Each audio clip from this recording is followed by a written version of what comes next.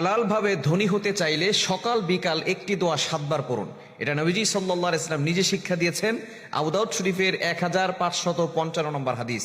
আবু সাইদ খুদরি রাদিয়াল্লাহু তাআলা থেকে চমৎকার হাদিসটা এসেছে, যাদের হালাল ভাবে ধনী হওয়ার ইচ্ছা আছে এবং সম্পদশালী হতে চান, ঋণ থেকে মুক্তি পেতে চান, তারা এই আমলটা অবশ্যই করবেন। নবীজি সাল্লাল্লাহু আলাইহি ওয়াসাল্লাম একবার তিনি যাচ্ছিলেন, আবু সাইদ খুদরি রাদিয়াল্লাহু তাআলা তিনি বলছেন, এটা আবু দাউদ শরীফের 1555 নম্বর হাদিস। আবু সাইদ খুদরি রাদিয়াল্লাহু তাআলা বলেন, নবীজি সাল্লাল্লাহু আলাইহি ওয়াসাল্লাম যখন মসজিদে নববীর পাশ দিয়ে হেঁটে যাচ্ছিলেন, এমন সময় দেখেন আবু উমামা রাদিয়াল্লাহু তাআলা তিনি মসজিদে বসে আছেন। নবীজি সাল্লাল্লাহু আলাইহি ওয়াসাল্লাম ডাক দিয়ে বলেন, ইয়া আবা উমামা, ও আবু উমামা, তুমি এমন সময় মসজিদে কেন যে সময় নামাজের ওয়াক্ত হয় নাই? আবু উমামা রাদিয়াল্লাহু তাআলা ডাক দিয়ে বলেন, ওগো নবীজি, দুশ্চিন্তা ঋণের বোঝা আমাকে মসজিদে নিয়ে আসছে। সাহাবায়ে কেরাম দুশ্চিন্তায় পড়ে গেলে, টেনশনে পড়ে গেলে তারা মসজিদে চলে যেতেন এবং তারা ওযু করে নামাজ পড়ে আল্লাহর কাছে চাইতেন। সাহাবায়ে কেরাম সব সময় আমাদেরকে যে মেসেজগুলো দিয়েছেন যে কোনো বিপদে পড়ে গেলে আল্লাহর কাছে সাহায্য চাইতে হবে।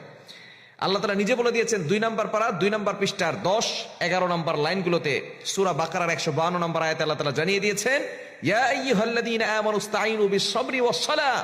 সূরা বাকারার 153 নম্বর আয়াত, হে ঈমানদারগণ, তোমরা ধৈর্য এবং সালাতের মাধ্যমে আল্লাহর কাছে সাহায্য চাও।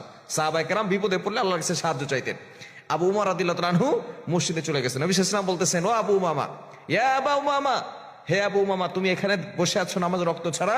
তিনি বলতেছেন, টেনশন আর ঋণের বোঝা জর্জরিত হয়ে আমি মসজিদে এসেছি। নবী সাল্লাল্লাহু আলাইহি ওয়াসাল্লাম বললেন, আবু উমামা, তোমাকে এমন কি কোনো বাক্য শিক্ষা দিব না যে বাক্যর আমল করলে আল্লাহ পাক রব্বুল আলামিন তোমাকে ঋণের বোঝা দূর করে দিবেন, তোমার টেনশন দূর করে দিবেন, দুশ্মনের দুশ্মনী থেকে আল্লাহ তোমাকে হেফাজত করবেন এবং আল্লাহ তোমাকে হালাল ভাবে ধনী বানিয়ে দিবেন। সুবহানাল্লাহ বিহামদি।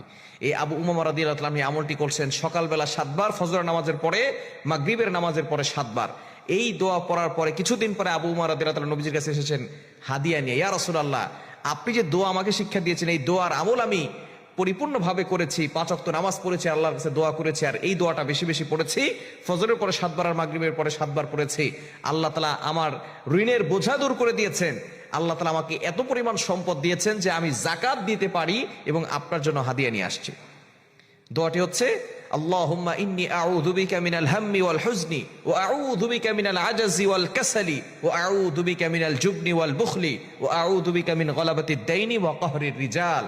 বুখারী শরীফের ভিতরে হাদিসটা এসেছে, তবে এটার রিওয়ায়াত একটু ভিন্ন আছে। তবে এই হাদিসটা আবু দাউদ শরীফের 1555 নম্বর হাদিস। নবীজি সাল্লাল্লাহু আলাইহি ওয়াসাল্লাম চমৎকার এই দোয়াটা শিক্ষা দিয়েছেন। এই দোয়াটা ফজরের পরে 7 বার পড়বেন, মাগরিবের পরে 7 বার পড়বেন। আল্লাহ তাআলা গায়বী সাহায্য আপনাকে দান করবেন, ঋণের বোঝা দূর করবেন।